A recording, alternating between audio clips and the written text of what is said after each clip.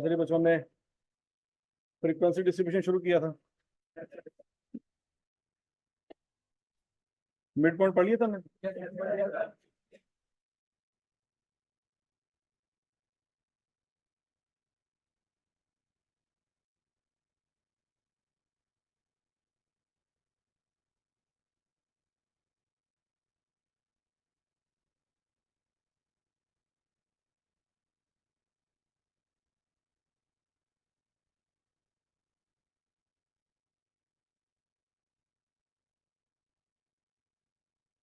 अच्छा जी, ये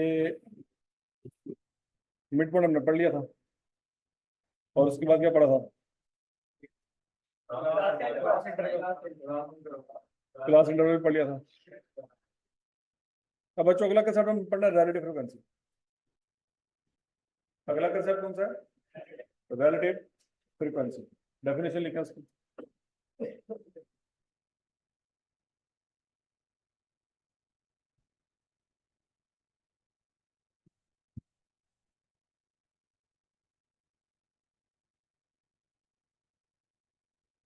frequency of A class,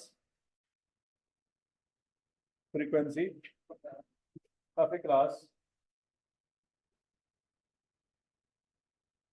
divided by total frequency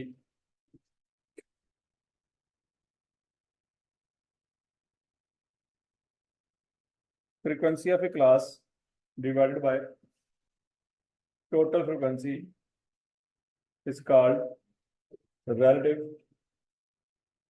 frequency.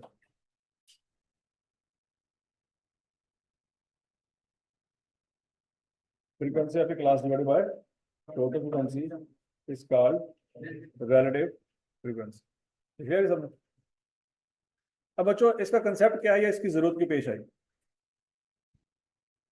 फर्ज करो बच्चों, एक क्लास में 30 बच्चे हैं और दूसरी क्लास में 100 बच्चे हैं। कितने बच्चे हैं? 100।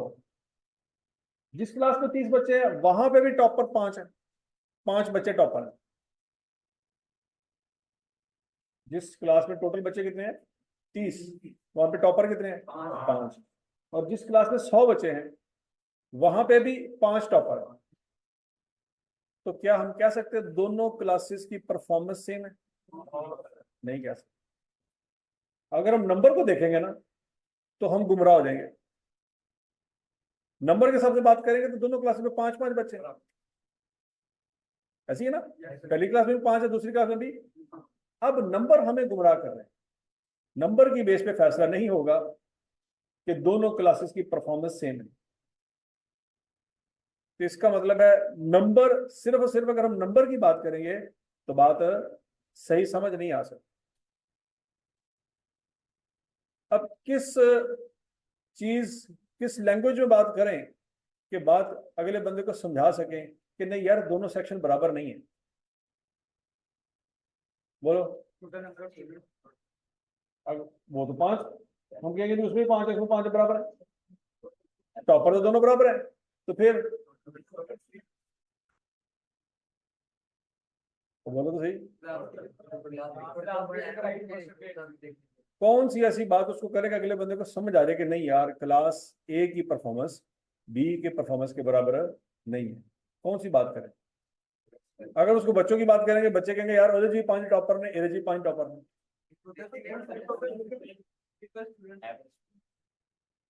नहीं, बात तुमने टॉपर की करनी है ना, टोटल स्टूडेंट की बात थोड़ी करनी, बात हम टॉपर की कर रहे हैं। हमने परफॉर्मेंस शो करवानी है तो परफॉर्मेंस में टॉपर की बात कर रहे हैं बस। बाकी बच्चे तो फेल भी हुए होंगे, एवरेज मार्क्स भी लिए होंगे, हम तो टॉपर की बात कर रहे हैं। तो फिर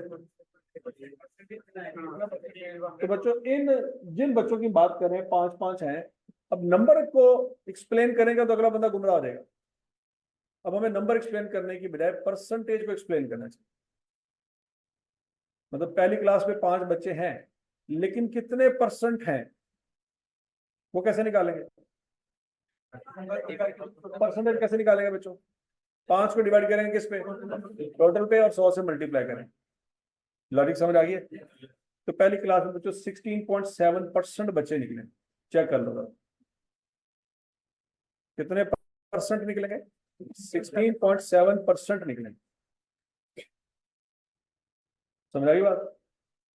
और दूसरी क्लास को भी अगर हम परसेंटेज में कन्वर्ट करें तो 5 डिवाइडेड बाय 100 मल्टीप्लाइड बाय 100 तो आंसर क्या आएगा?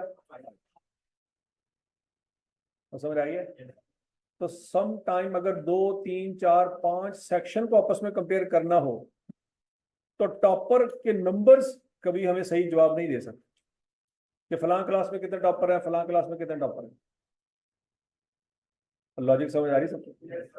तो जब सेक्शंस को आपस में कंपेयर कर रहे होंगे तो नंबर की बात नहीं करेंगे, किसकी बात करेंगे? परसेंटेज की। क्योंकि जरूरी नहीं है कि हर सेक्शन में बच्चे सेम हो, हर सेक्शन में 100 बच्चा ही हो, ये जरूरी नहीं। तो हम कहेंगे सेक्शन बी में 5% बच्चा टॉपर है, लेकिन सेक्शन ए में 16.7% बच्चा टॉपर है।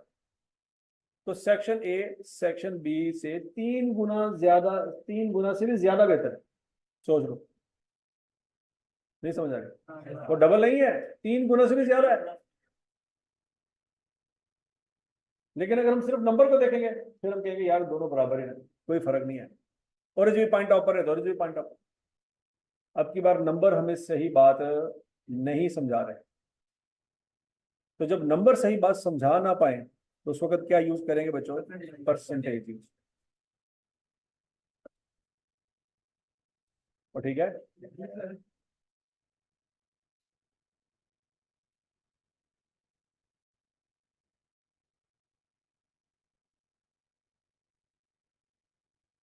तो बच्चों जो परसेंटेज आपने निकाली है ना, ये बेसिकली है रिलेटिव फ्रीक्वेंसी। इसको क्या कहते हैं? Relative frequency. फॉर्मूला देख लें, frequency of A class divided by total frequency. समझ आई बात की?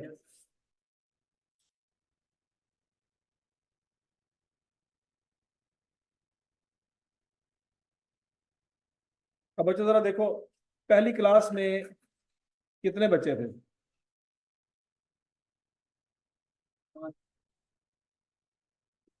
पहली क्लास में कितने बच्चे थे? 5। टोटल बच्चे कितने हैं? 30। तो पहली क्लास में कितने परसेंट बच्चे हैं ये निकाले जा सकते हैं? निकाले जरा। 5/30 करेंगे, ऐसी है ना? 6%।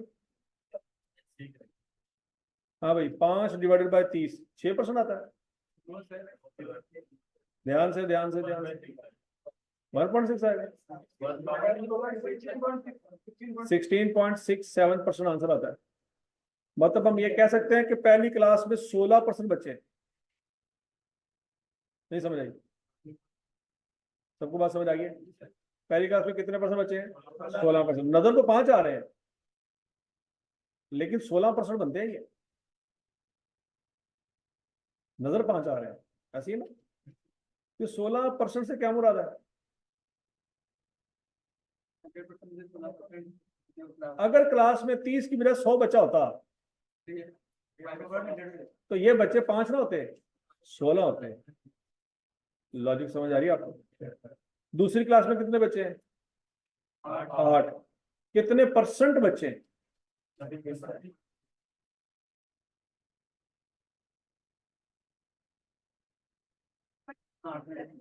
क्या आंसर आएगा बच्चों? 26.67% बच्चे। तीसरी क्लास में कितने बच्चे हैं? 6। कितने परसेंट है? 20%। चौथी क्लास में कितने बच्चे हैं? 6। कितने परसेंट बनते हैं? 20।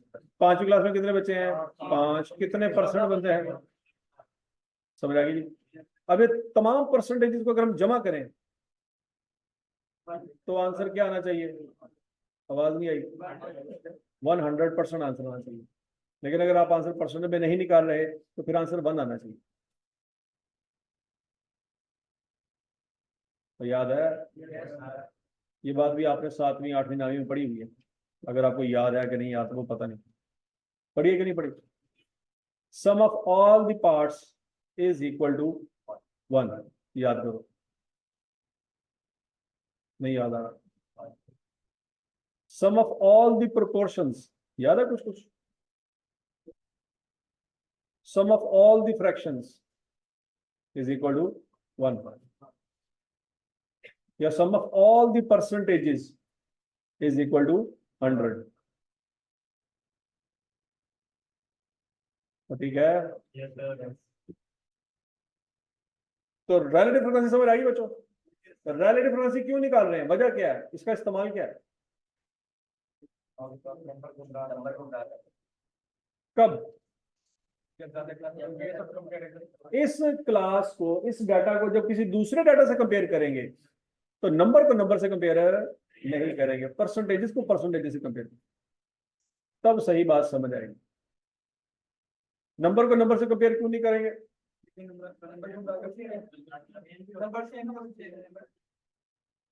क्योंकि टोटल बच्चे सेम नहीं होते। इस क्लास में 30 हो सकता है, अगली क्लास में 50 हो। अगर तो टोटल बच्चे इस क्लास के भी 30 है, दूसरी क्लास के भी 30 है, फिर तो आप नंबर भी कंपेयर कर सकते हैं। ये समझ लेंगे। नंबर कब कंपेयर नहीं कर पाएंगे? जब आपके टोटल चेंज हो जाए। ठीक है ना बच्चों? रिलेटिव फ्रीक्वेंसी समझ आएगी सबको? अगला कंसेप्ट लिखते हैं, शाबाश। अच्छा, यहां पे बच्चों याद रखना, हो सकता है आई कैप आपसे क्या करे, डिफरेंट कैलकुलेशन करवाए। क्या करवाए?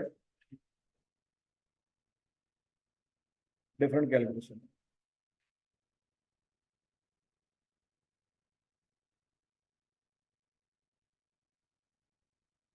डिफरेंट कैलकुलेशन बच्चों ये है कि हो सकता है कि आपको फ्रीक्वेंसी दे दे और रिलेटिव फ्रीक्वेंसी भी दे दे और आपसे क्या टोटल फ्रीक्वेंसी फाइंड करो।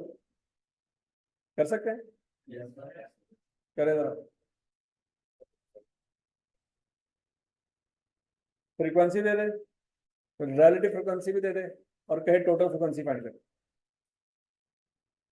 पहले केस में 25 है।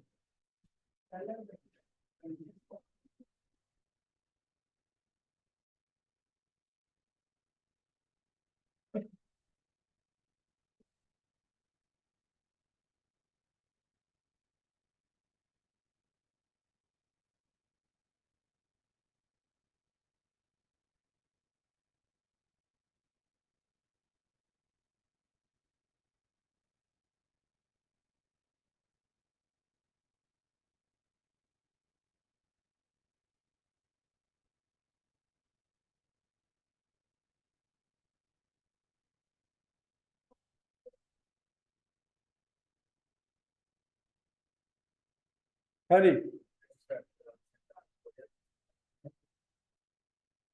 तो समझ आ गया जी? तीनों आंसर आ गए।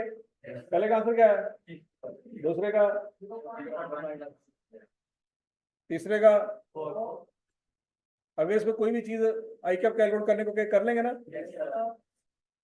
अब बच्चों आगे अगला टॉपिक है जी, क्यूमुलेटिव फ्रीक्वेंसी। क्या नाम है? Cumulative frequency.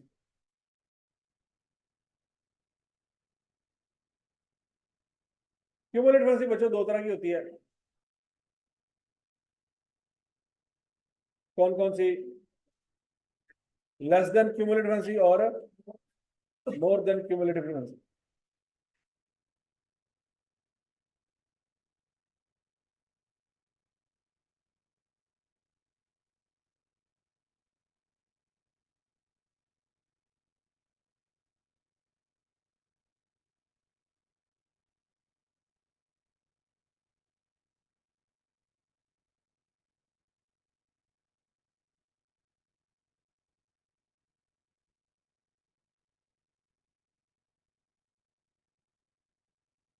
लिखा जी? अच्छा जी, अब बच्चों क्यूमुलेटिव फ्रीक्वेंसी को समझते हैं पहले।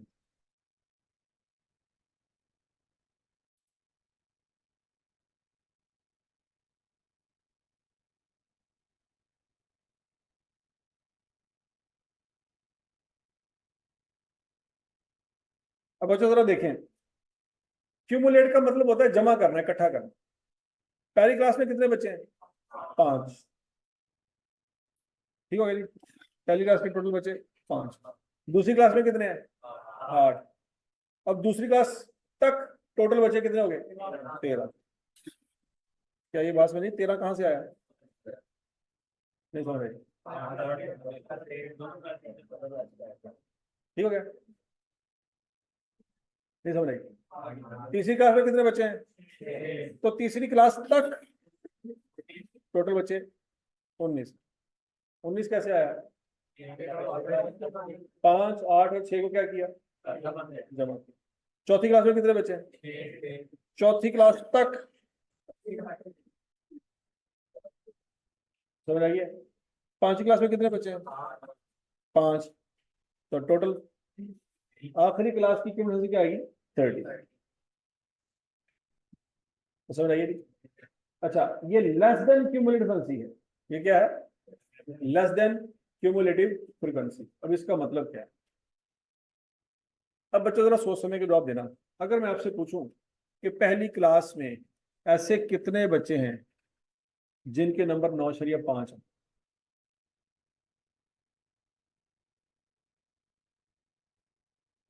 पहली क्लास में ऐसे कितने बच्चे हैं जिनके मार्क्स 9.5 के बराबर आए होंगे?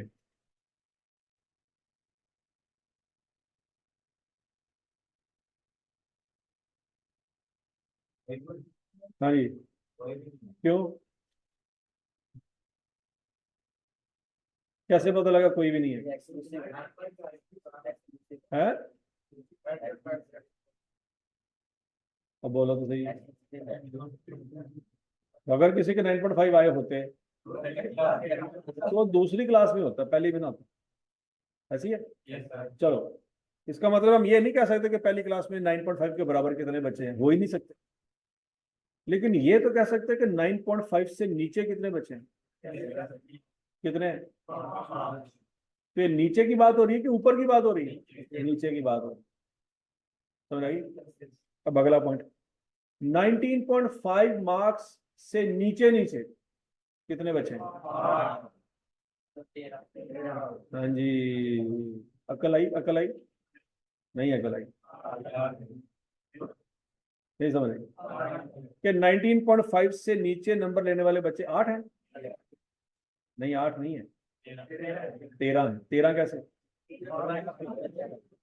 भाई वो 0 से लेकर 9.5 तक नंबर लेने वाले बच्चे भी तो 19.5 से नीचे नहीं चाहिए ना? तो क्लियर है? अगला पॉइंट, 29.5 से नीचे नंबर लेने वाले बच्चे कितने हैं? आवाज नहीं आई? 19। 39.5 से नीचे कितने हैं जी? समझ आ रही है? 49.5 से नीचे क्यों? क्या 49.5 के बराबर कोई नंबर है? है ही नहीं पूरे डाटा में। सबसे बड़ी वैल्यू थी कौन सी? 49 थी। 49.5 तो है ही नहीं। तो लगी, तो 49.5 से नीचे सारी क्लास आ गई। तो एक बच्चा ऐसा नहीं था जो 49.5 के बराबर होगा। तो बच्चों ये लेस देन क्यूमुलेटिव की बात हो रही है कि मोर देन की? कैसे पता लगा?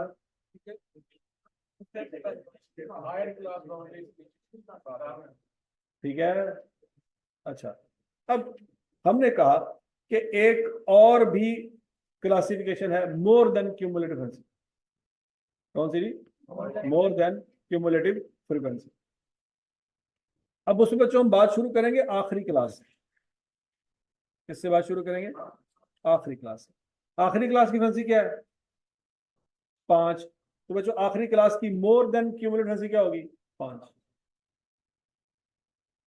तो लगाइए 30 से लेकर 39 तक कितने बचे हैं? 6। ऐसी है। अगर मैं आपसे पूछूं कि 30 से ऊपर ऊपर कितने बचे हैं? 11। लॉजिक समझ आएगी नहीं? और बोलो सही, 11 कहां से आया?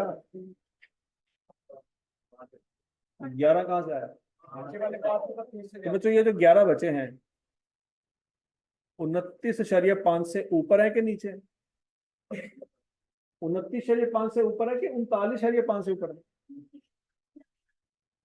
हाँ जी, 39.5 से तो नहीं ऊपर। किससे ऊपर है? और अगर मैं आपसे पूछूं 39.5 से ऊपर? तो फिर कितने हैं? 5। लॉजिक समझ आ गया? और अगर मैं आपसे पूछूं 19.5 से ऊपर ऊपर कैसे?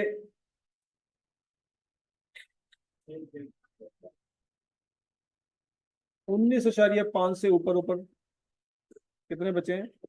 कैसे? बोलो सही। और समझ आ गई सबको? 9.5 से ऊपर ऊपर कितने बचे हैं? 25 कैसे आया? और -0.5 से ऊपर ऊपर कितने बचे हैं? 30 कैसे आया? -0.5 के ऊपर एक भी बचा नहीं। सोच लो, जिस बच्चे के सबसे कम नंबर आए थे उसके मार्क्स कितने थे? 0 थे। -0.5 का तो कोई भी नहीं। तो सारे बच्चे -0.5 से ऊपर ऊपर ही हैं। और समझ आ गई बात है? अच्छा, इसका इस्तेमाल क्या है जी?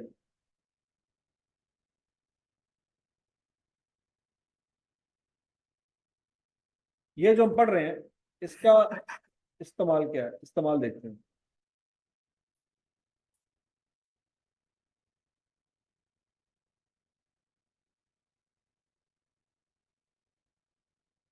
बच्चों, अगर आपको सवाल में ये पूछा जाए कि पासिंग मार्क्स है 29.5, पासिंग मार्क्स कितने हैं, तो बताएं कितने बच्चे हैं जो फेल हुए?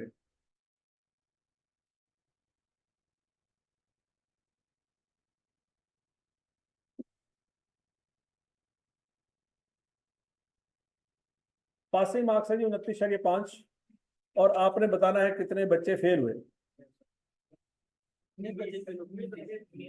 कितने बच्चे फेल हुए? 19 बच्चे फेल हुए। किस कॉलम में देखेंगे? किस कॉलम में देखेंगे? लेस देन क्यूमुलेटिव फ्रीक्वेंसी वाले कॉलम में देखेंगे। और समझ आ रही है? अब सवाल दोबारा है कि पासिंग मार्क्स 29.5 ही हैं, कितने बच्चे पास हुए? 17। कितने हुए? फेल कितने हुए? 19। और पास कितने हुए? जमा करो। 19 और 17। 19 तो 17 ਹੁਣ आवाज नहीं आनी। सबको फील हो रहा है कि क्यों है साढ़े को हो रहा है फील। 19 और 17 कितने होते हैं? 36। तो टोटल बच्चे कितने सी? हालात चेक कर लो।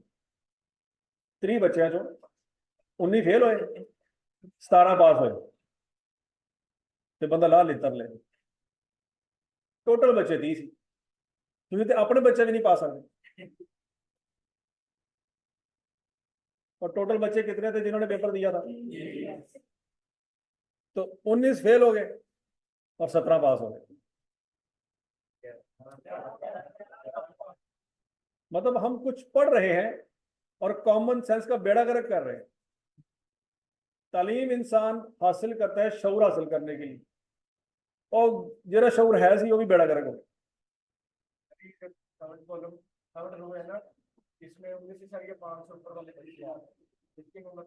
हाँ जी, कितने बच्चे फेल हैं? आवाज नहीं आई। और पास होने वाले बच्चे कहां से निकालेंगे? मोर देन क्यूमुलेटिव वाले कॉलम में, वो यहां पे लिखे हुए। अकल आई है कि वो 29.5 कोई और है और ये 29.5 कोई और है। जब लेस देन की बात करेंगे तो किसको देखेंगे? जब लेस देन की बात कर रहे हो तो किसको देखेंगे बच्चों? पता नहीं किसको देखेंगे। और किसको देखेंगे? पता नहीं, समझ नहीं आ रही।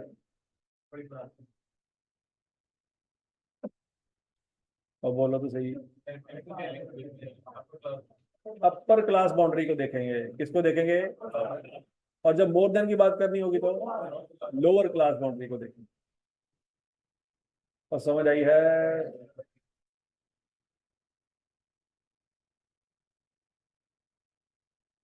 लेस देन और मोर देन क्लियर, इसका फायदा क्लियर, रिलेटिव क्लियर, उसका क्या यूज है, ये बात समझ आ गई सबको? अच्छा जी, ये था बच्चों आपका topic frequency distribution. Presentation of data में आपने अगला टॉपिक कौन सा पढ़ा था? देखो जरा, शाबाश शाबाश शाबाश। प्रेजेंटेशन ऑफ, हाँ जी, अगला टॉपिक कौन सा है? Stem and leaf display. नजर आ रहा है आपको? अब बच्चों stem and leaf display discuss करते हैं। हाँ जी, ऑनलाइन स्टूडेंट्स मुझे बता दें। सबात गुल मैं आपको बताता हूँ, आपके पिछले लेक्चर में से मेरे ख्याल सबात गुल आप पहले पिछले लेक्चर में जो में से आपके, फिर आपको ये बात समझ आएगी। ठीक है, सबात क्लास के बाद मुझे आपने कॉल करने में आपको बताऊंगा, गाइड करूंगा।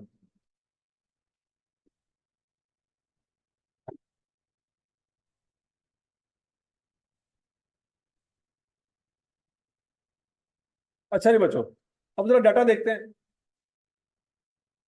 ये जो डाटा आपके पास मौजूद है, इसमें तकरीबन हर वैल्यू की कितने डिजिट है? आवाज नहीं आई। 2 डिजिट। ऐसे ही नजर आ रहा है आपको कि नहीं नजर आ रहा? या मैं कल ही देखा ना, आंखों का इम्तिहान आज दोबारा होना है। हर वैल्यू के कितने डिजिट है? 2। हर वैल्यू की बात हो रही है, क्या हर वैल्यू का एक ही है? दोनों तरह के ऐसी है, लेकिन ज्यादातर वैल्यूज के 2 डिजिट। चलो हम 2 डिजिट की पहले बात कर लेते हैं। बच्चों फर्ज करो हमें 26 की बात करते हैं। किसकी बात करते हैं? 26 में कितने डिजिट है? ये 6 को क्या कहते हैं? 6 को 6 ही कहते हैं, लेकिन ये 6 वाला डिजिट है कौन सा? Once, once upon a time है। मतलब देसी अंग्रेज हो तुम सारे, सारे बचपन में उर्दू मीडियम च पढ़े सी, अच्छा सारा के देसी अंग्रेज बनते थे। 6 को क्या कहते हैं? इकाई का हिस्सा। सत्यानाश थोड़ा, वंस पता नहीं कितों पड़ गया है।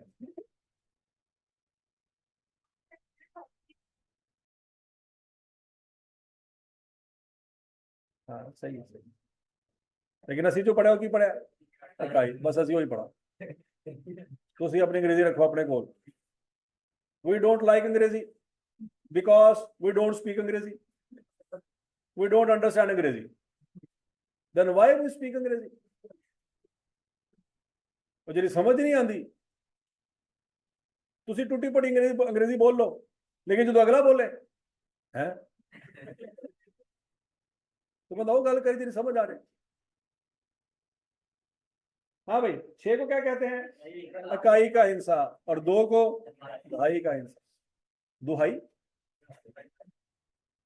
क्या समझ आ गई थी? अब बच्चों अंग्रेजी में इसको कहते हैं यूनिट प्लेस डिजिट। इकाई के हिस्से को क्या कहते हैं? Unit place digit. और दहाई के डिजिट को 10th प्लेस डिजिट।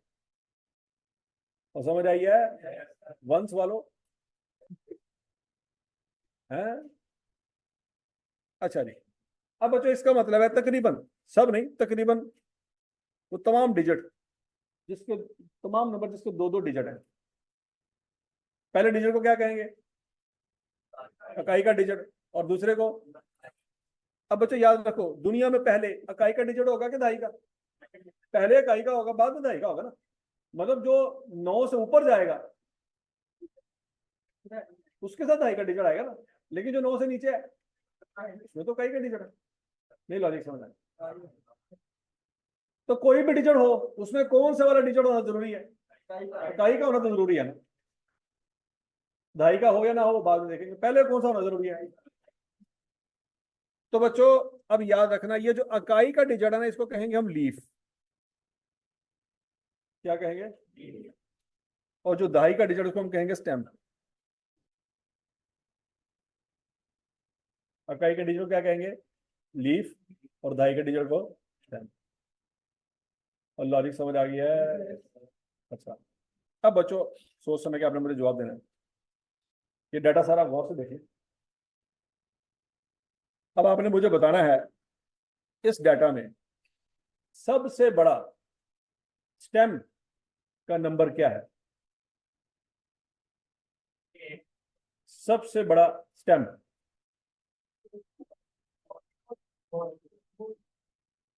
सोच लो सोच लो सोच लो, शाबाश शाबाश। सबसे बड़ा स्टेम 4 है। 9 कितने क्या क्या हो भाई, की होया, शाबाश। अच्छा जी, तो समझ आ गई सबको? 4 है कि 9 है? 8 भी कहा था किसी ने? कहा था, कहा था, कहा था। किसने कहा था? वो लबड़ा नहीं बंदा। अच्छा जी, बरल। अब सबसे छोटा स्टेम कौन सा है? मौत वाकई होने लगी। सबसे छोटा स्टेम, सबसे छोटा स्टेम, सबसे छोटा स्टेम, सबसे छोटा स्टेम। कुछ 1 कह रहे हैं, कुछ 0 कह रहे हैं। शाबाश शाबाश शाबाश, अकल इस्तेमाल कर लो, फिर ना मेरे बाद में कहना, क्योंकि बाद में हम नहीं कहना सर हम यही कह रहे थे। तो सोच लो भाई, 1 है कि 0 है? आवाज नहीं आई, कैसे पता लगा?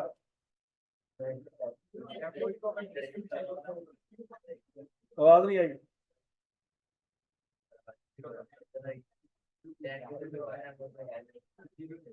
सबसे छोटा स्टेम, बोल ही नहीं रहे। 1 है। अच्छा, ये क्या लिखा हुआ बच्चों? 7 लिखा हुआ ना? अच्छा, 7 के किस तरफ हम, 7 के किस साइड पे हम 0 लिख दे तो मसला कोई नहीं।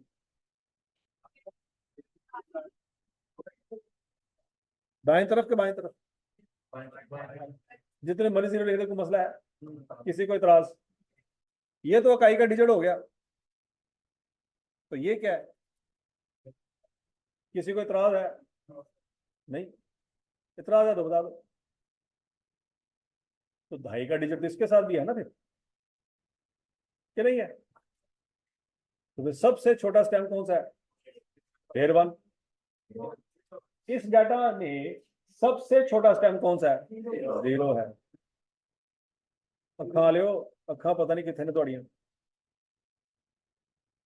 नहीं समझ लगी? 1 से लेके 9 तक जो गिनती आती है, आती भी है कि नहीं आती? और बोलो तो सही, उसके साथ 2.5 का डिजिट कौन सा है? 0 ही होगा, या 0 लिखने पे इतराज है? कोई इतराज है किसी को? बचपन में पढ़ा था यहाँ पे, जितने मरीज 0 लिखने कोई फर्क नहीं पड़ता। हूं तो फर्क पहन दिया, तो जो बचपन का पढ़ा था उसी का बेड़ा गर्क कर रहे हैं, नई चीजों की पढ़ी कोई नहीं। तो समझ लगी है? इस डाटा में सबसे छोटा स्टेम जो है वो क्या है? 0 है, 1 नहीं है। वो कहते नहीं कि सर मैं यही कह रहा था, किधर गया? तो बोलो सर मैं यही कह रहा था, है? देखे ना, है मसला है। आज का दिन नोट कर ले, और आखिरी लेक्चर तक ये मसला चलना है। क्या? सर मैं यही कह रहा था, देख लेना। पूरी क्लास बाद जमात होकर भी आंसर गलत देगी ना, और जब मैं बताऊंगा कि यार आंसर गलत है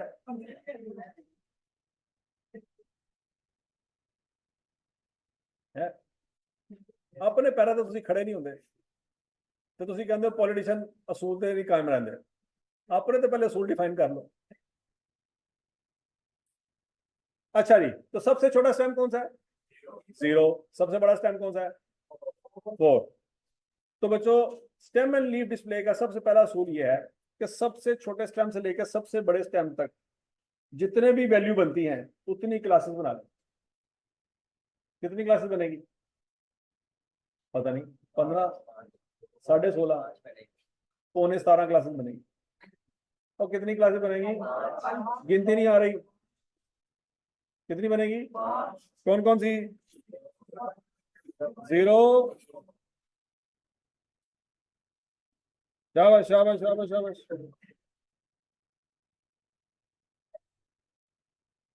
और बोलो तो सही, 0 से लेके बच्चों 4 तक, 0 1 2 3 4, तो कितनी क्लासेस बनी बच्चों? 5 क्लासेस बनी। ये हम स्टेम के कॉलम में लिख लें क्योंकि स्टेम इतना ही है। मिनिमम स्टेम कौन सा है? 0, मैक्सिमम कौन सा है? 4, उतनी क्लासेस बनी। और समझ आ गई है? अब बच्चों ये डाटा आपके पास मौजूद है सारा?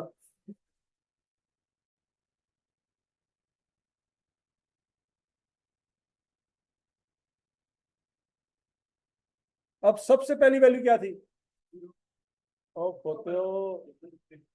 सबसे पहली वैल्यू 15 थी। इस वैल्यू के अंदर स्टेम क्या है? 1। स्टेम तो ऑलरेडी आपने लिखा हुआ है। अब रह गया लीफ। लीफ की वैल्यू क्या है? 5। तो 5 आप किस लाइन के सामने लिखेंगे? 1 के सामने। 5 लिखेंगे या 15 लिखेंगे? 5 ही लिखेंगे, 15 लिखने की जरूरत है क्योंकि 1 आप ऑलरेडी लिख चुके हैं। तो रही बात। दूसरी वैल्यू क्या है? 20। ये कैसे लिखेंगे? 2 के सामने लीफ के कॉलम में 0 लिखेंगे। लॉजिक समझ आ रही है? तीसरी वैल्यू क्या है? 18। 1 ऑलरेडी लिखा हुआ है, आपने 8 लिखना है किसके सामने? 1 के सामने, लीफ के कॉलम। समझ आ गई है? चलो जी सारा डाटा पुट करें जल्दी जल्दी, शाबाश। अभी ऑनलाइन स्टूडेंट्स मुझे आपको बताएं, समझ आ गई है? सबात सबात गुल, मुझे बताएं आपको समझ आ रही है? पिछला टॉपिक तो बीच में था, आप शायद आज ज्वाइन किया है।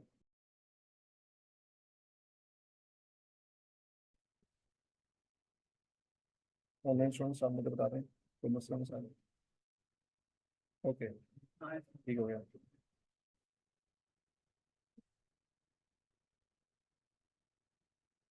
हाँ भाई, लीफ सारे जल्दी बना ले, शाबाश शाबाश शाबाश शाबाश।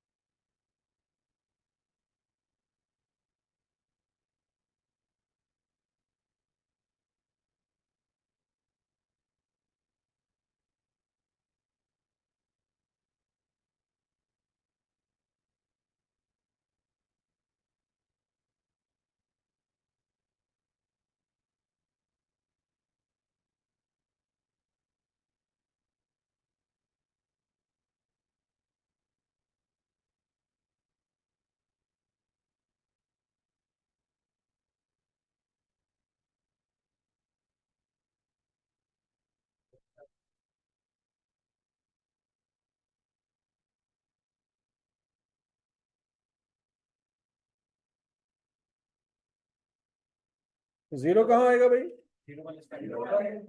सबसे पहली क्लास में आएगा। क्यों? इसका स्टेम क्या है? 0, और लीफ क्या है? 0।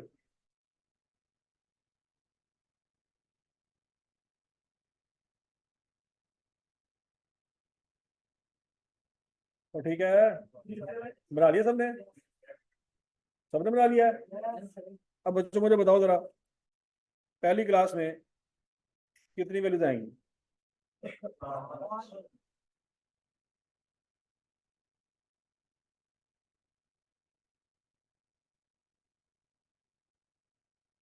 पहली क्लास में कितने लीफ आएंगे बच्चों? 5। कौन कौन सा? 2 0 7 3 8। सबको समझ आ गई? दूसरी क्लास में 8। कौन कौन सी?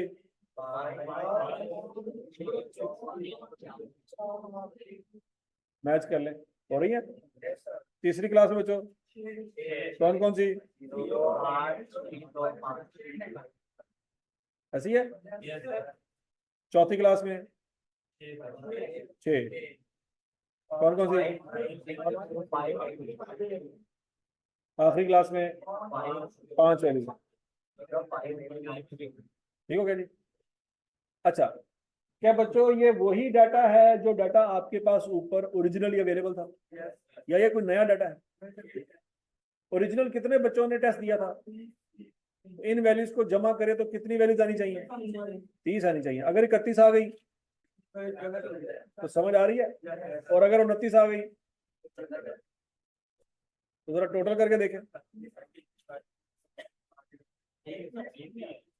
जमा किसको करना है? स्टैम्प को तो जमा नहीं करना, स्टैम्प को जमा नहीं करेंगे, सिर्फ लीफ को जमा करेंगे। नहीं समझ आ रहा? और ठीक है, 49 नहीं आना चाहिए था, सबसे बड़ी बड़ी तो 49 ही थी। 49 क्या था बच्चे? तो मार्क्स थे, और हम क्या कर रहे हैं? हम तो स्टूडेंट काउंट कर रहे हैं। नहीं समझ आई? अच्छा, अगला सवाल। हमने जब फ्रीक्वेंसी डिस्ट्रीब्यूशन पढ़ ली थी तो ये पढ़ने की नौबत क्यों आई? सवाल है। फ्रीक्वेंसी डिस्ट्रीब्यूशन में तो हमने क्लासेस बना ही ली थी ना, तो फिर ये क्यों पढ़ रहे हैं? इसका क्या ऐसा फायदा है जो फ्रीक्वेंसी डिस्ट्रीब्यूशन का नहीं था? अब जरा देखते हैं बच्चों। फर्ज करो आपके पास ओरिजिनल डाटा था और आपने उसकी बेस पे फ्रीक्वेंसी डिस्ट्रीब्यूशन बना ली। तो ओरिजिनल डाटा कहीं फेंक फूंक देंगे क्योंकि उसकी जरूरत नहीं पड़ी हमें, क्योंकि जो टेबल बनाना था वो हमने बना लिया, ओरिजिनल डाटा हमसे गायब हो गया क्योंकि वो रफ वर्किंग थी या जो भी था। महीने बाद एक पेरेंट आया हमारे पास अपने बच्चे के साथ, वो कह रहे हैं कि जी हमारा बच्चा कह रहा है कि उसने टेस्ट में 47 नंबर लिए थे। कितने नंबर लिए थे? और ओरिजिनल डाटा हमारे पास कोई नहीं, वो गुआच गया। हमारे पास ये टेबल पड़ा हुआ। उस बच्चे का क्या क्लेम है? उसके नंबर कितने आए हैं? और हमें लगता है कि उस बच्चे को भी पता है कि ओरिजिनल डाटा तो हमने कभी संभाल के रखा ही नहीं होना। वो जो फिल्म चला रहा है, फिल्म समझ आ रही? और जब उसे पूछा गया टेस्ट, वहां टेस्ट गुआच गया, नंबर कितने आए थे उसके। अब हमारे पास ये टेबल, हम टेबल खोल के बैठ गए हैं, पेरेंट हमारा मुंह देख रहे हैं कि साढ़े पोते थे 12 10। और अब हम उनको क्या बताएं कि असली यही दसी है, ओरिजिनल डाटा गुआच गया। उनको समझ आ जानी है कि जैसा साढ़ा नलायक पोते ओसी नलायक मैनेजमेंट है। तो समझ आ रही कि नहीं आ रही? अब बच्चों ये 40 से 49 तक कितने बच्चे थे? कितने थे? 5। उसने क्या क्लेम किया है? उसके नंबर 47 है। अब हम कह सकते हैं कि वो सही कह रहा है? कैसे कह सकते हैं? बोलो बोलो बोलो बोलो। 40 से 49 तो 47 है ही नहीं, कैसे पता लगा? नहीं, इसकी बात बताएं। इसमें हमें कुछ पता नहीं। हो सकता है कि देखो, अगर तो वो सच्चा हुआ और आपने झूठ बोल दिया कि नहीं है, उसको लेतर पड़ गए, वो आपको पूरी जिंदगी बददुआएं देगा। नहीं समझ आई? और बोलो तो सही। और मजलूम की बददुआ आपने उसको मुफ्त में लेतर पड़वाया। और समझ आ रही कि नहीं आ रही? आपने कहा वैसे भी इन्हों पैंदे रहते आज होर पै जाए, खैर ही साढ़े वालों भी खा ले कुछ, ठीक है जी। तो ये काम नहीं करना,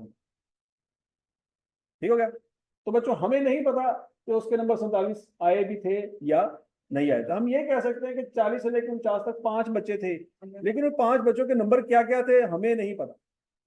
क्यों? क्योंकि ओरिजिनल डाटा हम गवा चुके हैं। हजम होगी बात? तो बच्चों ये इस टेबल का नुकसान है, डिसएडवांटेज है कि ओरिजिनल नंबर हमें कभी पता नहीं चल सकता। जबकि स्टेम एंड लीफ डिस्प्ले में हर एक नंबर आराम से ओरिजिनल पता चल सकता है। सोचो सोचो सोचो, मतलब आप 2 सेकंड में सारा पुराना डाटा बना सकते हैं दोबारा। बोलो तो सही। अगर हमने ये बनाया हुआ और वो बच्चा आ रहे अपने पेरेंट्स को लेके कि मेरे 47 मार्क्स आए थे, हम उनको सीधा सीधा बता सकते हैं कि भाई टोटल 5 बच्चे ऐसे थे जिनके 40 प्लस नंबर थे, और टोटल नंबर थे 40 45, 48, 49 और 45। 47 तो है ही नहीं। और समझ आ गई बात है, तो उसका झूठ आराम से पकड़ा जाएगा। अब कहेंगे लितर मारो इन्हें, साढ़े वाले भी 2 मारो, इन्हें साढ़ा भी टाइम पर बात किया, बल्कि साढ़ा बीपी शूट हो गया। अगर हमने इस टाइम लीड डिस्प्ले ना बनाया होता तो हम भी गए थे।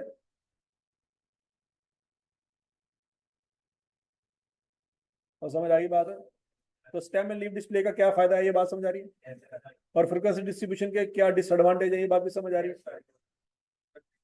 अच्छा, अब बच्चों इस सवाल, इस टॉपिक के ऊपर आएगा 3-4 सवाल बना सकते हैं। पहले तो यही होगा, आपको डाटा देगा, आपसे कहेगा स्टेम एंड लीफ डिस्प्ले बनाओ, बना लेंगे। अब उल्टा सवाल, वो स्टेम एंड लीफ डिस्प्ले आपको दे दे और आपसे कहे बच्चे काउंट करो कितने हैं, कर लेंगे? कितने हैं? क्या काउंट करेंगे? लीफ को काउंट करेंगे, स्टेम को काउंट, अगर स्टेम को भी काउंट कर लिया तो बच्चों 35 हो गए। नहीं समझ लगी यार, ए वाली साइड पे कर ली, हम खब्बे वाली साइड भी कर लेंगे, तो 35 बच्चे हो गए। 5 फिर तुम पल्लियों पान दे। तो समझ आ रही है? अगला पॉइंट,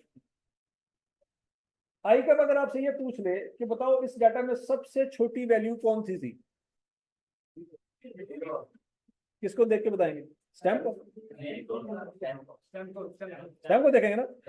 शाबाश, हाँ जी। सबसे कम नंबर कितने आए थे?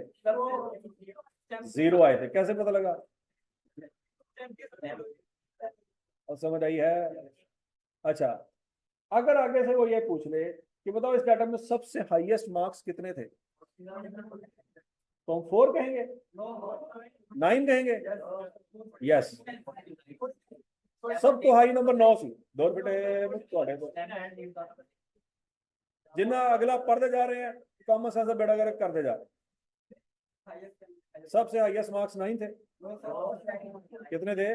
49। इससे तो बेहतर था वो रॉ डाटा ही ठीक था। प्रेजेंटेशन की तरफ जा रहे हैं और कॉमन सेंस का बेड़ा गर्क करते जा रहे हैं। तो समझ आ गई बात? अगला सवाल,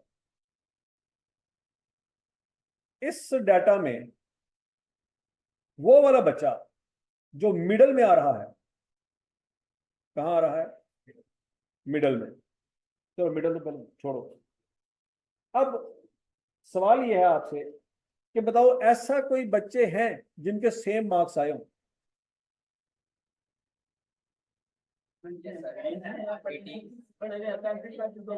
क्या ऐसे बच्चे हैं जिनके सेम मार्क्स आए हों? 35 और बस ये दो ही हैं कि और भी हैं?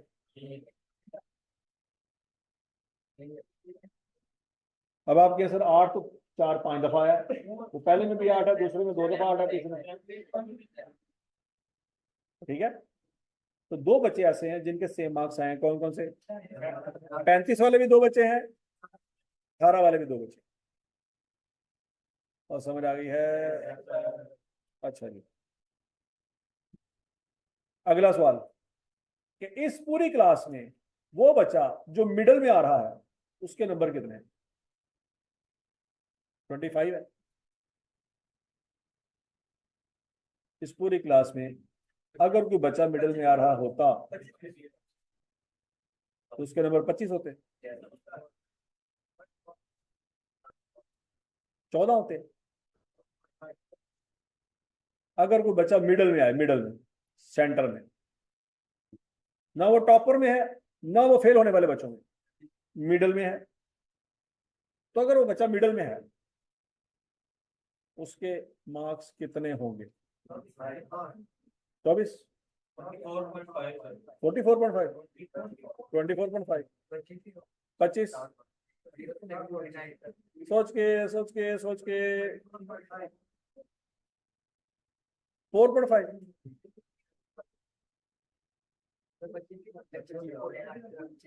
चलो पहले तो मुझे ये बताओ इस डाटा में सेंटर में बच्चे कितने आ रहे हैं? 1 आ रहा है कि 2 आ रहे हैं कि 3 आ रहा है?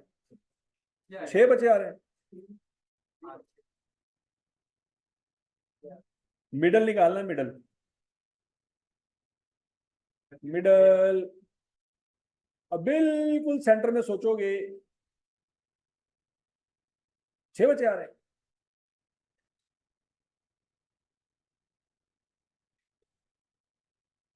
तो फिर सेंटर का सेंटर सोचो, 5 है।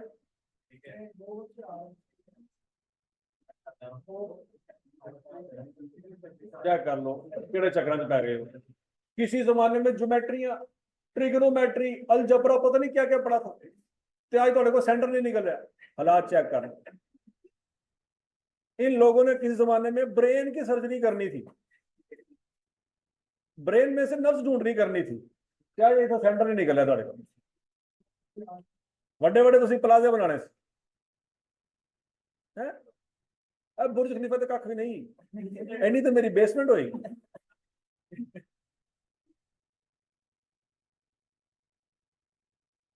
हाँ भाई,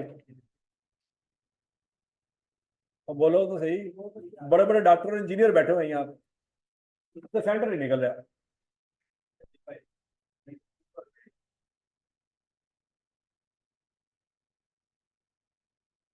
कल से ना आपने अपने छोटे बहन भाइयों को साथ लेके आना।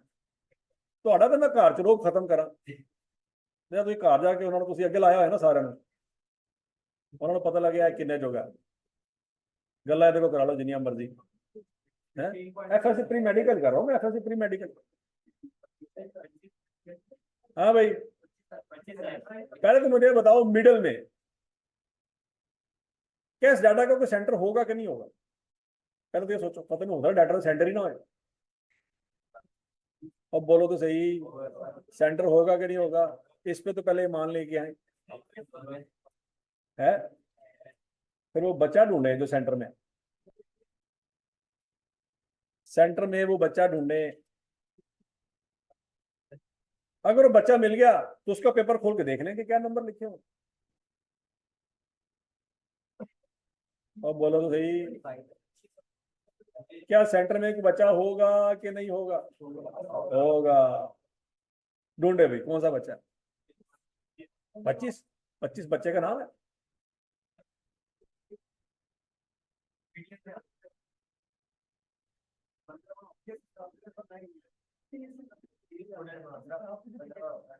अच्छा जी, अब बच्चों सोचो, 1 मिनट हो। टोटल बच्चे कितने हैं, इसका हाफ करें, 15वां बच्चा मिडल में, एलईडी गर्ल्स। समझ आई नहीं समझ आई। और टोटल बच्चे कितने ने, 30। अद करो, 15वां बच्चा कौन सा है, जो मिडल में है। और इन्हीं गल समझ आ रही है, पता नहीं अद्धे कहना तुम की करते। पहले 15 बच्चा समझ आ गया, तो 15 तक पहुंचे ही नहीं, अगे नसन दिया उनको। किसी एक बच्चे ने मुझे बताया कि सर 15वां बच्चा मिडल है, किसी ने भी नहीं जवाब दिया। उन सारे यही कहेंगे सर यही कह रहे थे, है ना, यही कह रहे थे। क्या पहले गूंगे, बहरे, अंधे, बात यही तो कह रही सर, मनना तो है ही नहीं ना। इज्तिमाई कौमी मसला हमारा। अच्छा जी, 15वां बच्चा है। अब आपने ढूंढना ही है कि 15वें बच्चे के नंबर कितने थे। शुरू से शुरू कर देते हैं। पहले 5 बच्चे पहली क्लास में आ रहे हैं, सबसे नैले बच्चे, ऐसी है ना। 2 नंबर लेने वाला, 0 नंबर लेने वाला, 7 नंबर लेने वाला, 3 नंबर लेने वाला और 8 नंबर लेने। कितने बच्चे हो गए, 5 ही हो गए। अगली क्लास में कितने बच्चे बैठे, 8। टोटल कितने हो गए, 13 बच्चे साइड पे हो गए, 13 बच्चे। 14वां बच्चा किस क्लास में होगा, तीसरी क्लास में। और 15वां बच्चा भी, तो 15वें बच्चे के नंबर कितने हैं, 22 है। सबको अकल आ गई, नहीं अकल है तो कोई 24.5 कह रहा है, कोई 25 कह रहा है, पता नहीं की कह रहा है। यही कह रहे थे, 22 ही कह रहे थे, कह दो हाँ यही कह रहे थे। कौन कौन 22 कह रहा था, कोई नहीं बोलेगा। बाद चो क्लास तो बाहर जाके कहेंगे मैं ही कह रहा था। अब सर के सामने तो नहीं कह सकते, तो बेइज्जती हो रही है, लेकिन मैं ही कह रहा था। और बोलो तो सही, और 22 सबको समझ आ गया। लेकिन 1 मिनट है, ये जाहिरी तौर पे आपको लगता है कि ये 15वां बच्चा है। अगर तो ये मिडल में है, तो ये दोनों तरफों से मिडल में होना चाहिए। मिडिल का मतलब तो यही है कि जिस मर्जी तरफ से आप मैयर करें वही मिडिल में वही निकलेगा। अब नीचे से शुरू करते हैं। आखिरी क्लास में कितने बच्चे बैठे हैं? 5। सेकंड लास्ट क्लास में कितने बचे हैं? 6। टोटल कितने हो गए? 11। 11 बच्चे साइड पे कर दो। अब 12वां बच्चा फिर ये होगा जब नीचे से आ रहे हैं तो 12वां बच्चा ये होगा, समझ आ रही है? जिसमें कितने नंबर होंगे? 29। 13वां बच्चा कौन सा होगा? 28 वाला। 14वां बच्चा कौन सा होगा? और 15वां। इसका मतलब है सेंटर में 2 बच्चे हैं। अब सेंटर में 2 बच्चे हैं, कौन कौन से? एक क्या है 22 नंबर, दूसरे क्या है? हमने इनका भी सेंटर निकालना है। कैसे निकालेंगे? 22 और 25 को जमा करेंगे और 2 पे डिवाइड करेंगे। मिडल में 2 बच्चे आ रहे हैं, उनका भी मिडल निकाल। नहीं समझ आ रही तो क्या आंसर आएगा? 23.5। हाँ जी, 23.5 किसने निकाला था? देखो काट के बैठे ना बच्चे। हालांकि बाई का पता ही नहीं सी, 25 का भी पता नहीं सी, लेकिन 23.5 काट के बैठे। और समझ आ गई है? अच्छा, मिडिल में 2 बच्चे कैसे आ सकते हैं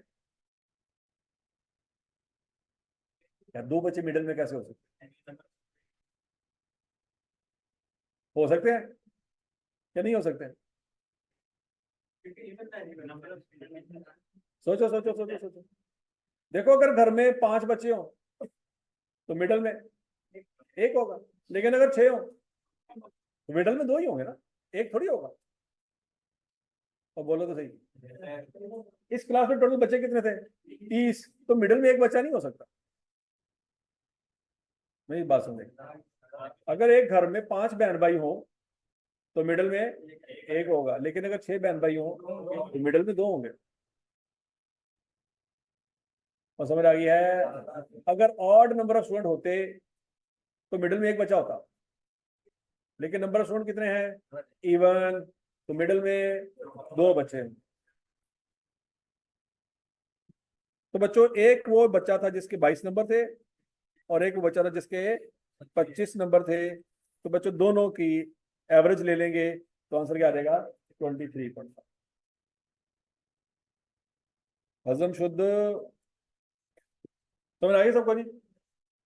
अब बच्चों हमने स्टेम में लीव डिस्प्ले भी पढ़ लिया, फ्रीक्वेंसी डिस्ट्रीब्यूशन भी पढ़ ली।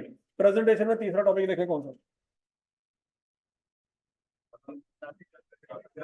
ग्राफिकल प्रेजेंटेशन में क्या चीज आ रही है? ग्राफ और चार्ट। और ग्राफ में क्या चीज आ रही है? हिस्टोग्राम। तो बच्चों ग्राफ में सबसे पहले आएगा हिस्टोग्राम।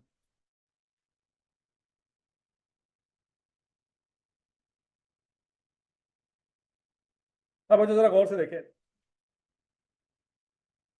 अब हमने टेबल नहीं बनाना, हमने बनाना है ग्राफ। और ग्राफ में सबसे पहला ग्राफ कौन सा है? हिस्टोग्राम। हिस्टोग्राम में जब आप ग्राफ बना रहे होंगे तो आपको पता है एक चीज एक्स एक्सिस होती है और एक चीज वाई एक्सिस होती है। हॉरिजॉन्टल लाइन को क्या कहते हैं? X axis. और वर्टिकल लाइन को? समझ आई बात? अच्छा, तो बच्चों याद रखना, एक्स एक्सिस जब आप बना रहे होंगे वहां पे आपने रखनी है क्लास बाउंड्री। क्या रखनी है? और वाई एक्सिस पे क्या रखना है? फ्रीक्वेंसी। पेपर में एमसीक्यू आ सकता है, बताओ हिस्टोग्राम में एक्स एक्सिस पे क्या होता है? तो अपने याद रखना क्या होता है? Class boundary. और वाई एक्सिस पे फ्रीक्वेंसी।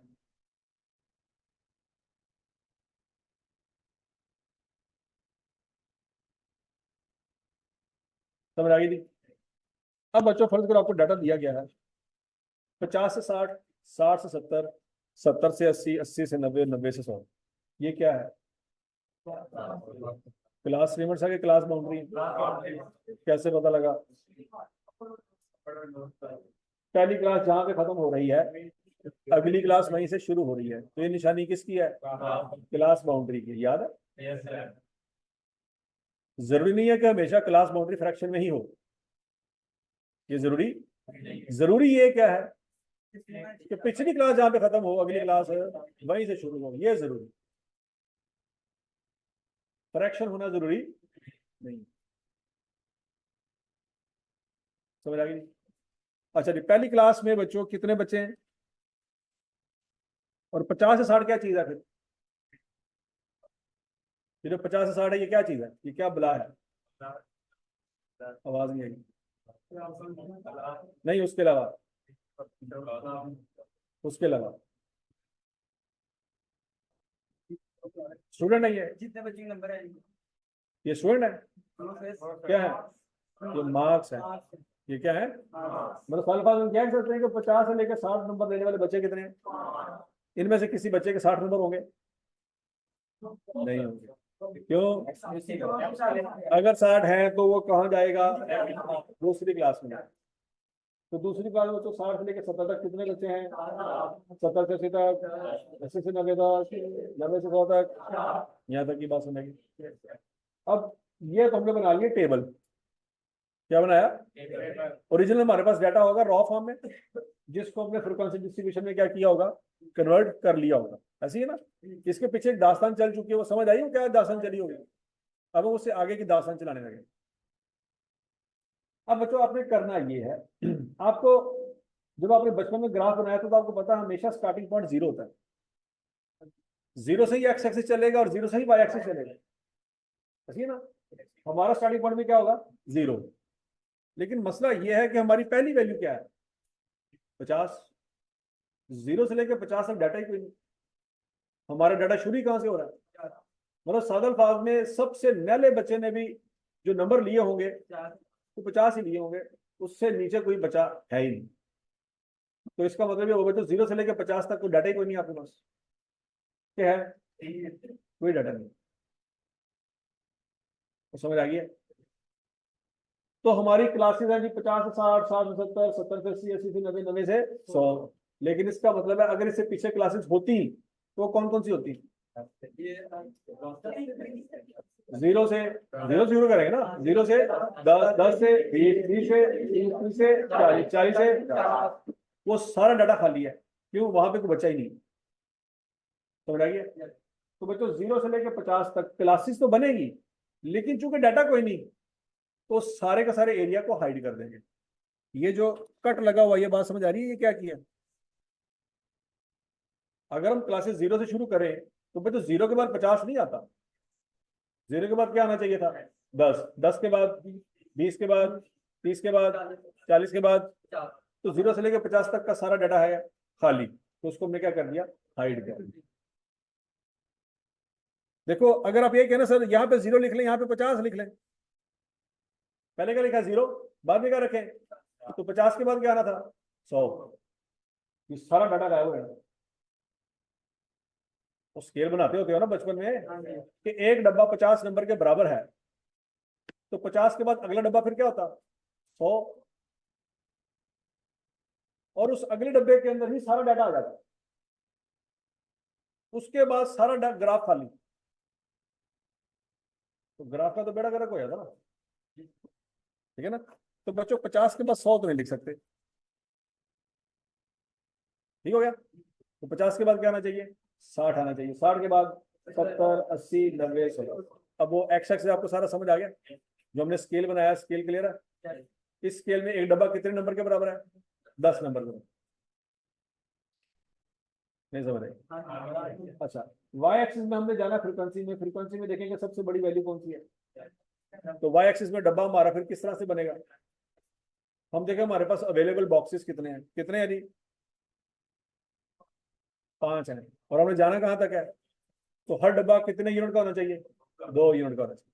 तो याद है बचपन में पहले स्केल डिफाइन करते थे कि एक डब्बा कितने यूनिट के बराबर है। तो वाई एक्सिस में हमारे पास 5 डब्बे अवेलेबल है। लॉजिक समझ आ रही सबको? और मैक्सिमम जाना कहाँ तक है? तो हर डब्बा कितने यूनिट को बराबर रखेंगे? तो बच्चों पहले डब्बे में क्या लिखेंगे? दूसरे डब्बे में, तीसरे में, चौथे में और 5वें में। समझ आ गई बात? तो बोलो तो सही। अच्छा जी, अब बनाते हैं जी ग्राफ। पहली क्लास में कितनी वैल्यूज हैं? तो बच्चों 50 से लेकर 60 तक जब क्लास बनाएंगे उसकी हाइट कितनी रखेंगे? 5 तक लेके जाएंगे। नहीं समझ रहे? ये इसकी हाइट देख ले बच्चों, कहाँ तक जा रही है, 5 तक जा रही है।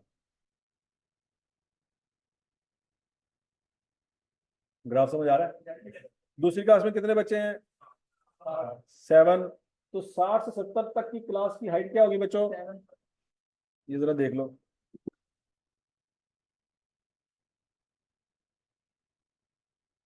कहाँ तक जा रहे हैं जी,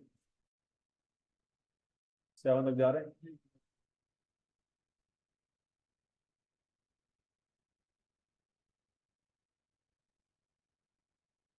चलिए जा रहे हैं। अगला पॉइंट, 70 से 80 तक 10 है, तो बच्चों इसकी हाइट कहाँ तक जाएगी, 10 तक।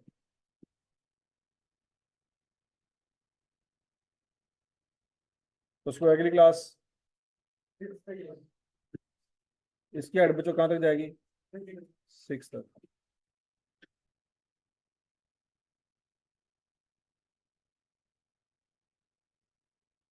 समझ आ गया है। और उससे अगली क्लास 4 तक। तो देख ले बच्चे इसकी हाइट कहाँ तक जा रही है, 4।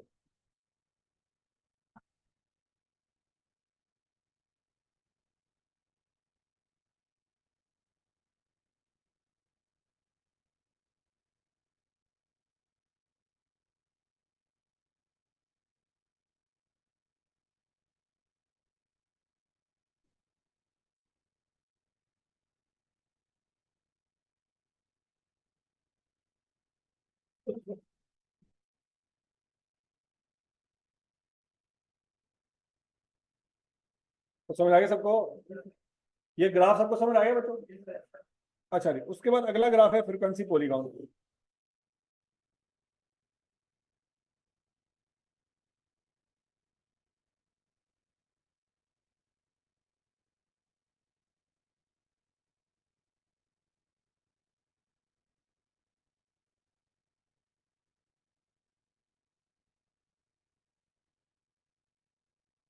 फ्रीक्वेंसी पॉलीगॉन में बच्चों याद रखना,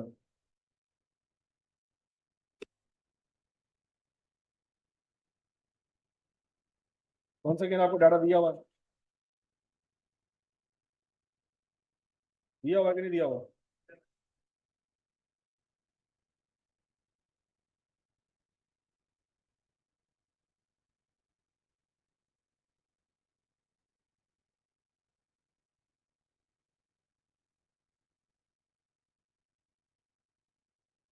अब बच्चों याद रखना, फ्रीक्वेंसी पॉलीगॉन में बच्चों एक्स एक्सिस पे क्या बनेगा, मिड पॉइंट आएंगे, और वाई एक्सिस पे क्या होगा, फ्रीक्वेंसी।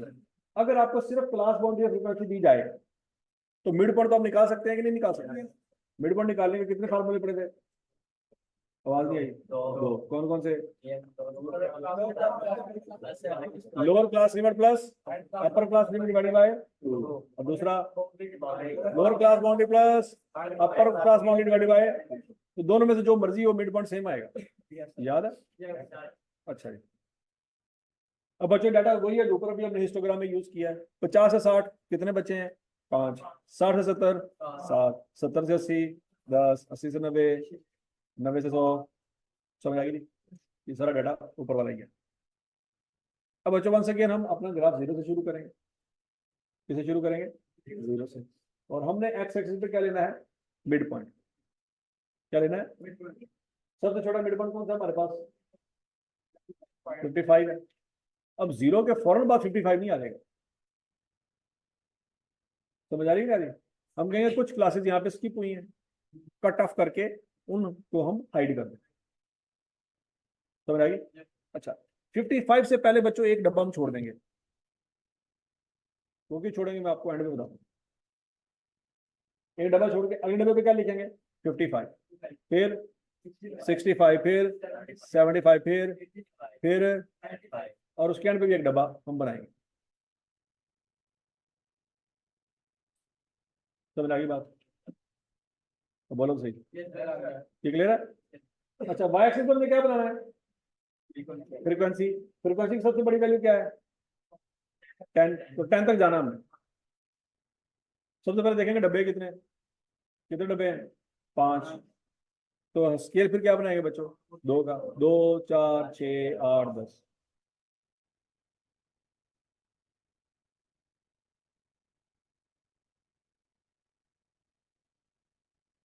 वो बना लिया, क्या नहीं बनाया? अब बच्चों ध्यान से, हमने एक्स एक्स में लिखा हुआ 55, क्या लिखा हुआ है? 55 वाली क्लास में फ्रीक्वेंसी क्या है? 5। तो बच्चों 55 के बिल्कुल सामने और 5 के बिल्कुल सामने हम एक डॉट बनाएंगे, जो 55 के सामने होगा और 5 के सामने होगा।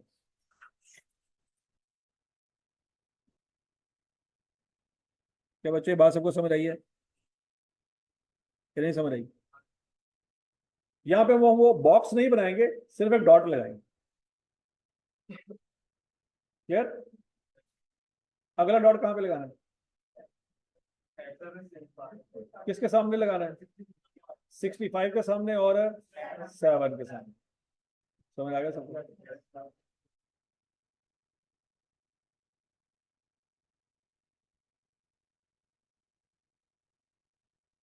बोलो तो सही। अगला, हाँ जी, 75 के सामने और 10 के सामने। अगला 85 और 6, और अगला 95 और,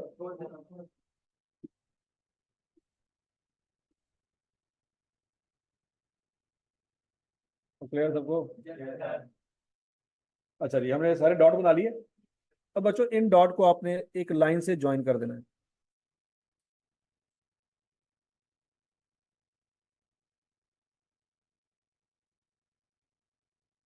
क्या कर दिया जी? एक लाइन से हमने ज्वाइन कर, समझ आ गई? अच्छा, अब बच्चों याद रखना है आपने कि पॉलीगॉन का लफ्जी तर्जमा होता है ए many sided close shape. Polygon का मतलब क्या है? Many sided close shape. हमें अगर जरा गौर करें तो आपको नजर आ रहा है कि ये एक पहाड़ है जो कि हवा में कहीं पे घूम रहा है, ये जमीन पे नहीं है। इसको जरा जमीन पे ले गया, पॉइंट समझ आ रहा है क्या यार? मतलब एक क्लोज शेप है, मींस ये एक्स एक्सिस के साथ अटैच होना चाहिए, है नहीं। इसको अटैच करना पड़ेगा मजबूरन। चलो जिसको अटैच करते हैं। अब बच्चों जरा इमेजिन करें, अगर इस क्लास के पीछे कोई क्लास होती तो वो क्या होती? 40 से 50 होती। ये बात समझ आ रही है? और उसमें फ्रिक्वेंसी क्या होती? 0 होती, क्योंकि असल में बच्चे तो यहाँ पे हैं। असल में जो बच्चे हैं वो 5 7 10 6 4, वो 50 के बाद है। इसके पीछे तो सारा डाटा क्या होता? 0 होता। जितनी मर्जी क्लास बना लो, डाटा 0 ही होना। नहीं समझ रहे? तो ठीक है ना? अच्छा, उस क्लास का मिड पॉइंट क्या होता? 45। ये बात में लगी? तो बच्चों हम सोचेंगे कि 55 के पीछे अगर क्लास होती तो उसका मिड पॉइंट क्या होता? 45। और इसकी फ्रिक्वेंसी क्या होती? 0। तो बच्चों एक डॉट यहाँ पे लगा देते। समझ आइए? ये डॉट कहाँ से आया? क्लियर सब कुछ?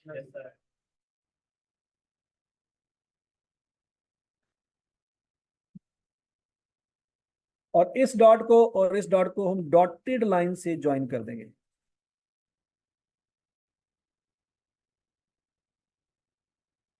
हम इन दोनों के से ज्वाइन कर देंगे जी, डॉटेड लाइन।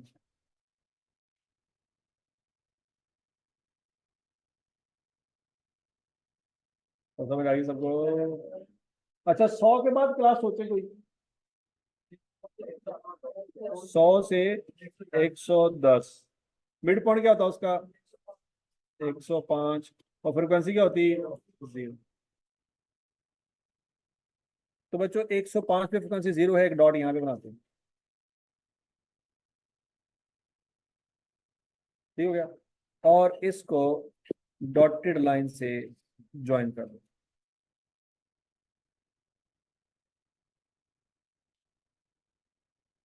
इस तरह से जाके ये शेप क्लोज हो जाती है। समझ आ गया? फ्रीक्वेंसी पॉलीगॉन भी क्लियर हो गया बच्चों? चलो जी, आज के लिए इतना ही काफी है। कल इंशाल्लाह से आगे कंटिन्यू करें। हाँ जी, ऑनलाइन फ्रेंड्स मुझे बता दें तो मसला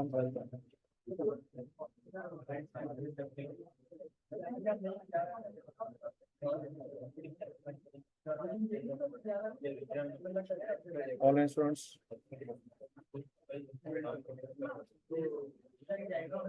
क्या ऑनलाइन फ्रेंड्स आप सबको समझ आ गई है जो आज पढ़ा हमने? अफजल, नईम, ईमान, तारिक, मुअज़्ज़मा, नाजिश, फरोशा, जावेद, सबाहत, सदफ, बतूल, सुमेरा, कमल, सुफियान, हयात, तस्नीम, जफर, उमैर, अनवर।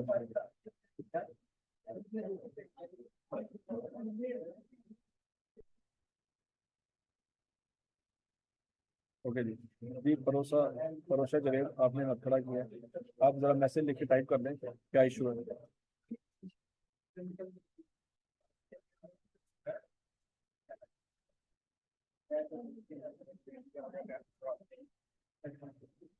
मोहम्मद कुल्लू में बता देता हूँ।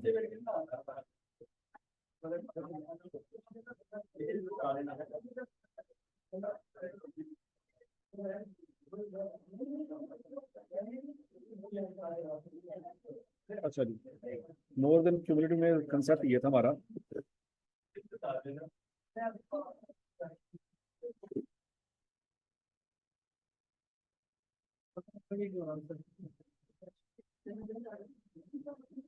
मोर देन क्यूमुलेटिव में ये था कि लोअर बाउंड्री से ऊपर कितने बचे हैं, मतलब -0.5 से ऊपर कितने बचे हैं 30, 9.5 से ऊपर कितने बचे हैं 25, 19.5 से ऊपर कितने बचे हैं 17, 29.5 से ऊपर कितने बचे हैं 11, 39.5 से ऊपर कितने बचे हैं 5।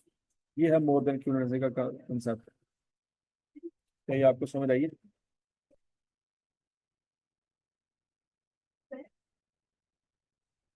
हाँ जी, हाँ जी, हाँ जी। सर आपने सवाल किया था ना, जैसे आपने कहा था एक बच्चा है वो कहे कि मेरे 47 मार्क्स, एक बच्चा कहे मेरे 45 मार्क्स, और वो हम कैसे प्रूव करेंगे कि यही बच्चा था जिसके 45 मार्क्स लाए? तो कोई और भी तो हो सकता है जिसके 45, जिसके सच्ची मुची हो। वही होगा तो ना। मतलब क्लास में पूछ लेगा। अब क्लास में पूछ सकते हैं ना किसी के 45 आए थे। तो फिर इतना लंबा तो जो हो, हाँ नहीं नहीं, इतना लंबा क्या, आपने क्लास में जाके बच्चों से पूछना है क्या वो जो टेस्ट हुआ था उसमें से 45 किसके आए थे। तो जिसके आए होंगे वो कभी पूरी जिंदगी भूल सकता है। वो कहेगा जी सर मेरे आए थे। लेकिन किसी के 47 आए थे वो तो बोलेगा ही नहीं, क्योंकि वो तो था ही नहीं। वो तो ये अकेला ही चैलेंज कर रहा है कि मेरे 47। क्लास में तो 47 वाला कोई और था ही नहीं, तो यही कह रहा है। ठीक होगा ना?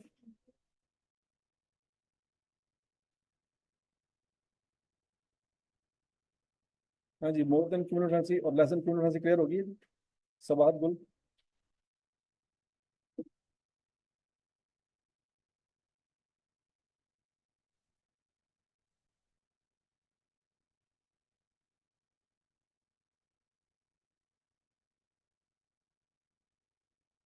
बता दे, शाबाश शाबाश शाबाश शाबाश।